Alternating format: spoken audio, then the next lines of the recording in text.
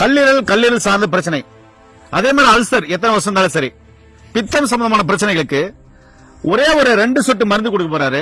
ஒரு நாளைக்கு 2 முறை சாப்பிடணும் அப்படின்றாரு. ரொம்ப ஆச்சரியமா இருந்தது. இது எல்லாம் சரியாகுன்றாரு. மிராக்கலா இருந்தது. 1 2 இவ்வளவுதானா? அவ்வளவுதாங்க. என்ன சொல்றீங்க? இந்த 2 சொட்டு விட்டாச்சு, மருந்து வரங்க இங்க இருக்கு. சரிங்க, அந்த 2 சொட்டு விட்டாச்சு. அப்படியே குடிக்கலாங்களா?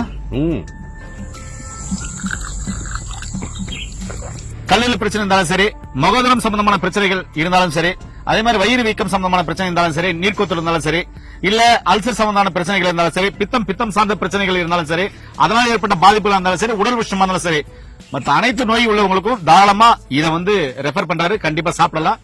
அது என்னன்றதை இந்த வீடியோல முழுமையா பார்க்கலாம். வாங்க வீடியோக்குள்ள போலாம். ஐயா வணக்கம். ஐயா வணக்கங்க. ஐயா எப்படி இருக்கீங்க? நல்லா இருக்கேங்க ஐயா. நீங்க எப்படி இருக்கீங்க? நல்லா மகிழ்ச்சியா இருக்கீங்க ஐயா. இப்போ நிறைய பேருக்கு பாத்தீங்கன்னா அந்த கல்லீரல் சார்ந்த பிரச்சனை இருக்கு. கல்லீரல் hepatitis A, hepatitis B, hepatitis C virus வருது, ஃபேட்டி லிவர் வருது, அதே மாதிரி பாத்தீங்கன்னாக்கா லிவர் சிரோசிஸ் வருது. இதுக்காக நார்மல் அப்டாமல் ஸ்கேன் இருக்காங்க, சிடி ஸ்கேன் இருக்காங்க, எம்ஆர்ஐ ஸ்கேன் இருக்காங்க. இதுலயும் தெரியல அப்படின்னா கல்லீரலுக்குனே ஒரு ஃபைப்ரோ ஸ்கேன் ஒரு ஸ்கேன் இருக்கு. அந்த ஸ்கேனை எடுத்தும் இந்த நோய் எவ்வளவு தாக்கம் எவ்வளவு இருக்கு அப்படின்றத கண்டுபிடிக்கிறாங்க. இன்னைக்கு பாத்தீங்கன்னா லிவர் டிரான்ஸ்பிளான்ட் வந்துருச்சு. கல்லீரல் மாத்த அறுவை சிகிச்சை பண்ணலாம். ஏன்னா உடல்ல பாத்தீங்கன்னா கல்லீரல் மட்டும் தன்னால திருப்பி வளரும். ஆமா, திருப்பி வளரக்கூடிய ஒரு உறுப்புன்னு சொல்லலாம். இப்போ அந்த பிரச்சனைக்கும் பித்தம் அதிகமா இருக்கு. பித்தம் 40 வகையான பித்தம் இருக்கு. 40 வகையான பித்தம் வந்துருச்சுன்னா மனநிலை மாறி போகுது, தூக்கம் வர்றதெல்லாம் கண் எரிச்சலா இருக்குது, யூரின் எல்லாம் கலர் மாறி போகுது, அந்த யூரின் போற இடத்துல பிரச்சனை வந்துருது, உடல் அப்படியே தக கொதிக்குது, மூலாதாரம் சூடாயுது. இதனால பைல்ஸ் சம்பந்தமான கம்ப்ளைண்ட் பைல்ஸ் வந்துருது, இரைப்பையில புண் அதிகமாயிருது, மலச்சிக்கல் வந்துருது. இப்படி ஏகப்பட்ட பிரச்சனை பார்த்தீங்கன்னா பித்தம் வந்ததுனால வந்துருது.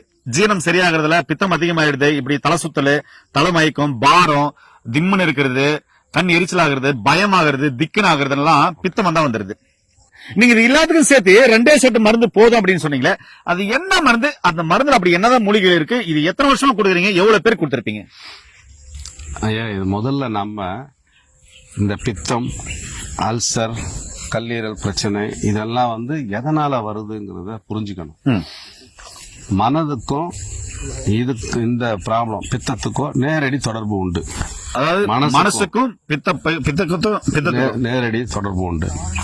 பித்தம்னு சொல்றோம்ல, பித்த நீர் அப்படின்னா என்னன்னா நம்மளுடைய உதிரம் தான், ரத்தம் தான் பித்த நீரா மாறுது. அதோட ஆயுட்காலம் 120 நாள். ஒரு ரத்த சிவப்பனுடைய ஆயுட்காலம் 120 நாள். அந்த 120 நாள்ங்கிறது கொஞ்சம் முன்கூட்டியே அதோட ஆயுட்காலம் முடிஞ்சிடுச்சுன்னா அது மஞ்சள் நீரா மாறுது. அதாவது ரத்தத்தினுடைய சிவப்பணுக்கள் அது நிறம் இழந்துடுச்சுன்னா மஞ்சள் நிறமா மாறிட்டு ஹைட்ரோகுளோரிக் ஆகுது. ஹைட்ரோகுளோரிக் பித்த நீருங்கிறது வேற எதுவும் இல்ல, நம்மளுடைய உதிரம் தான். அது ரீசைக்கிள் ஆகுது. ஏன்னா ஜீரணத்துக்கு நமக்கு ஆசிட் தேவை, அமிலம் தேவை. அதனால இயற்கையே அந்த 120 நாள் ஆயுள் முடிஞ்ச ரத்தத்தை அமிலமா மாத்தி ஜீரணத்துக்கு ரீசைக்கிள் பண்ணுது. எவ்வளவு ஒரு கொடை பாருங்க. வேஸ்டா வெளியே போகாம ஜீரணம் பண்ணி அதுல இருக்க சத்தை பிரிச்சு திரும்பி ரத்த உற்பத்திக்கு எலும்பு மஜ்ஜைக்கு போகுது. சோ இந்த ரீசைக்கிள் ஆகிட்டே இருக்கு. இதுல நம்ம மனம் டிஸ்டர்ப் ஆச்சு, தூக்கம் சரியா இல்ல, நைட் ஷிப்ட் போறோம், அல்லது வேற ஃபேமிலி மேட்டர் இஷ்யூ, குடும்ப பிரச்சனைகள், தொழில் சார்ந்த விஷயங்கள், படிப்பு நிறைய இருக்கு உளவியல்ல. அது டிஸ்டர்ப் ஆகும்போது என்ன ஆயுட்காலம் குறையுது. இதான் ரகசியம். நம்ம இத என்ன பண்றோம் அப்படின்னா மறைமுகமா அந்த ஆயுட்காலத்தை கூட்டுறோம். ஒரு பிரச்சனைக்கு வேறு எங்க கண்டுபிடிக்கணும், அங்க போயிட்டு நம்ம முயற்சி பண்ணி அந்த சரி பண்ண முயற்சி பண்ணோம்னு சொன்னா அது சார்ந்த எல்லா பிரச்சனையும் சால்வ் ஆகும். ஐயா பாத்தீங்கன்னாக்கா இந்த மருந்த கையில் கொடுத்திருக்காரு. 2 டம்ளர் தண்ணி இருக்குது. நேரில் எங்கிட்ட நவசார கிங் மெடிசன் அப்படின்னு சொல்லிட்டு பேர் வச்சிருக்காரு. அதாவது நவசார ராஜ மருந்துன்னு பேர் வச்சிருக்காரு. இது ராஜ உறுப்புகளை சரி பண்றதுனால தான் அந்த பேர் வச்சிருப்பாருன்னு நினைக்கிறேன். இந்த மருந்துகள் இங்க இருக்கு, தண்ணியும் என் கையில கொடுத்திருக்காரு. இதுல என்ன சொல்ல போறாரு அப்படின்றத பாக்கலாம். ஐயா, இப்போ தண்ணி 2 டம்ளர் இருக்கு. 2 சொட்டு விடலாமா? 2 சொட்டு விடுங்க போதும். 1 2 1 2 இவ்வளவுதானா? அவ்வளவுதாங்க ஐயா. என்ன சொல்றீங்க? இந்த 2 சொட்டு விட்டாச்சு. மருந்து வரங்க இங்க இருக்கு. சரிங்க, இந்த 2 சொட்டை விட்டாச்சு, அப்படியே குடிக்கலாங்களா? ம்.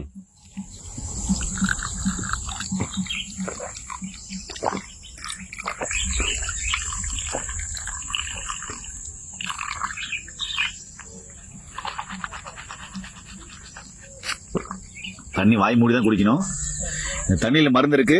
இந்த மருந்தை நான் குடிக்கிறேன்னு சொல்றதுனால தான் வாய் திறந்து குடிச்சேன். அதுவும் தப்பா கமெண்ட்ஸ்ல திட்டிடாதீங்க. சரிங்கய்யா. ஐயா, இது குடிக்கிறதுனால என்னென்ன நன்மைகள் உடல்ல ஏற்படும், என்னென்ன பிரச்சனைகள் சரியாகும்ன்றத நெத்தியடி அடிச்ச மாதிரி அடிங்களேன். என்னென்ன நன்மைகள்னு சொல்லிட்டு கேட்டா, உளவியல் ரீதியா முதல்ல மனம் வந்து கொஞ்சம் அந்த அலைப்பாயிர மனசு வந்து கண்ட்ரோல் ஆகும். ஏன்னா பித்தத்தினால வரக்கூடிய முதல் பிரச்சனையே டிஸ்டர்பன்ஸ் தான். அதனால தானே வருது.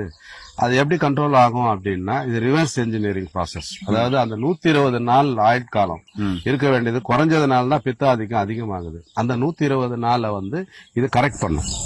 கரெக்ட் பண்ணி கரெக்டா அந்த 120 நாள் கழிச்சு டெத் செல்ஸா மாறும் அந்த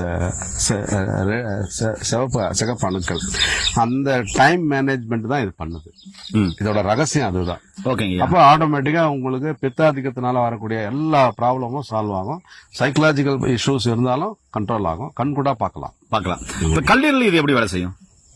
கல்லீரல் பாத்தீங்கன்னா, நீங்க எந்த உணவோ மருந்தோ எது எடுத்துக்கிட்டாலும் அதுக்கு உண்டான என்சைம்ஸ அதே நேரத்தில் அதுல இருந்து கிடைக்கக்கூடிய விஷயங்களை எடுக்கிறது, அதை சுத்தி பண்ணி தேவையா இல்லையான்னு நிர்ணயம் பண்றது கல்லீரல் தான். ஏன்னா கல்லீரலுங்கிறது ஒரு 500 வகையான வேலை செய்யுது. மூளையை விட அதிகமாக வேலை செய்யக்கூடியது நம்ம உடல் உறுப்புல கல்லீரல் தான். அப்போ ஃபர்ஸ்ட் அதுதான் இதை நிர்ணயம் பண்ணுது. இது உடம்புக்கு உகந்த பொருளா, இது உடம்புக்கு தேவையற்றதா, அதாவது ஏதாவது சைடு எஃபெக்ட்ஸ் வருமாங்கிறது நிர்ணயம் பண்றது கல்லீரல் தான். அது கல்லீரல் இதை அக்செப்ட் பண்ணிக்கும். அந்த அளவுக்கு தான் இதை வந்து பெரியவங்க அதை வந்து பண்ணி வச்சிருக்காங்க. கல்லீரல் ஏத்துக்கிச்சுனாலே உங்களுக்கு ஒரு 7-8 நாள்லயே இதோட வித்தியாசம் தெரியும். 7-8 நாள்ல. ஏன்னா 500 வேலை செய்யுது. சூப்பருங்க. அது மூளையை விட அதிகமா வேலை செய்யக்கூடிய பொருளுங்கிறதுனால இதோட பலன் வந்து 7 நாள்ல இருந்தே உங்களுக்கு தெரிய ஆரம்பிக்கும். ஆமாங்க. இது அல்சர் பேஷண்ட்டுக்கு 2 சொட்டு சொல்றீங்க. ஆமாங்க. காலைல 2 சொட்டு, நைட் 2 சொட்டு. இந்த அல்சர் பேஷண்ட்டுக்கு இது எந்த அளவுக்கு வேலை செய்யும்? ஏன்னா நீ சொன்னீங்க 100% குணமாகையா, அல்சர்லாம் ஒரு விஷயமே இல்ல அப்படின்னு சொன்னீங்க. அது எப்படி சொல்றீங்க? அது எப்படின்னா, இந்த அமிலத்தன்மையினால தான் அல்சர் வருது. இது வந்து அந்த அமிலத்தன்மையை குறைக்க ஆரம்பிச்சிடும். ஒரு பக்கம் அமிலத்தன்மையை குறைக்க ஆரம்பிச்சிடும், ஒரு பக்கம் கியூரிங் அதை குணமாக்க ஆரம்பிச்சிருது. சோ ரெண்டுமே சைமல்டேனியஸா ஒரே நேரத்துல நடக்கிறதுனால ஆசிட் லெவல் குறையறதுனாலயும் குயிக்கா ரெக்கவரி ஆயிடும். அண்ட் தென் வந்து இருக்கிற அந்த ஊண்டுன்னு சொல்லுவோம், புண்ணு, அதுவும் இது வந்து ரணத்த ஆரம்பிக்கும். சோ 2 வேலை செய்யறதுனால உங்களுக்கு வெகு சீக்கிரத்துல அதிகபட்சம் ஒரு 15 நாள் 20 நாள்ல அல்சர் வந்து நல்ல இம்ப்ரூவ்மெண்ட் தெரியும். சூப்பருங்க ஐயா. அப்ப என்ன சொல்ல வரீங்கன்னாக்கா, எல்லா நோய் உள்ளவங்களும் இந்த மெடிசனை வந்து தாராளமா காலை 2 சொட்டு, நைட் 2 சொட்டு இருக்கலாம், பக்கம் சொல்ல வரீங்க? கண்டிப்பா. ஜெனரலா எல்லாருமே சாப்பிடலாம். ஏன்னா இப்ப இருக்கிற லைஃப் ஸ்டைல்ல டென்ஷன் கண்டிப்பா எல்லாருக்கும் பித்த அதிகம் கூடும். கண்டிப்பா கூடும். அதெல்லாம் குறைக்கிறதுக்கு தாராளமா அதை பயன்படுத்திக்கலாம். நன்றிங்க. நேரிலே ஐயா என்ன சொல்ல வர்றாருன்னா, இப்ப எப்படி ஆங்கில மருத்துவத்துல போன உடனே எல்லா மருந்து கொடுக்கும்போது அல்சருக்குன்னு ஒரு டேப்லெட் தனியா கொடுக்குறாங்களோ, அது மாதிரி சித்தா ஆயுர்வேதா பாத்தீங்கன்னா எல்லா மருந்தோட சேர்த்து பாத்தீங்கன்னா கல்லீரலுக்குன்னு தனியா மருந்து ஏன் கொடுக்குறாங்க அப்படின்ற, அது மாதிரி ஐயா சொல்ற எல்லா நோய் உள்ளவங்களும் தாராளமா 2 சொட்டு எடுக்கலாம், ரொம்ப அருமையா வேலை செய்யும் அப்படின்றாரு. அதனுடைய நோயின் தாக்கமும் குறையுன்றாரு. இதை விட விளக்கமா எளிமையா யாராலும் புரிய வைக்க முடியாதுன்னு நினைக்கிறேன். ஏன் நேரிலே இந்த வீடியோ பிடிச்சிருக்குன்னு நினைக்கிறேன். கல்லீரல் பிரச்சனை இருந்தாலும் சரி, மகோதரம் சம்பந்தமான பிரச்சனைகள் இருந்தாலும் சரி, அதே மாதிரி வயிறு வீக்கம் சம்பந்தமான பிரச்சனை இருந்தாலும் சரி, நீர்க்கோத்து இருந்தாலும் சரி, இல்ல அல்சர் சம்பந்தமான பிரச்சனைகள் இருந்தாலும் சரி, பித்தம் சார்ந்த பிரச்சனைகள் இருந்தாலும் சரி, அதனால் ஏற்பட்ட பாதிப்புகள் இருந்தாலும் சரி, உடல் உஷ்ணமா இருந்தாலும் சரி, மற்ற அனைத்து நோய் உள்ளவங்களுக்கும் தாராளமா இதை வந்து ரெஃபர் பண்றாரு. கண்டிப்பா சாப்பிடலாம். நானும் தினமா ஒரு வாரமா சாப்பிட்டு தான் இருக்கேன். எனக்கு நல்ல மாற்றம் தெரியுது. ஏன்னா நான் ஃபுல்லா டிராவல் பண்றதுனால பாத்தீங்கன்னாக்க உடல் உஷ்ணமா இருக்கும். அந்த உஷ்ணமே எனக்கு இல்ல, நல்லா இருக்கு. அதனால இது மாதிரியான மருந்துகளை இயற்கையோட சேர்ந்து வாழ்ற இயற்கையா இருக்கிற மூலிகைகள் வச்சு தயாரிக்கிற இந்த மருந்துகளை வந்து கண்டிப்பா நம்ம பயன்படுத்தலாம்.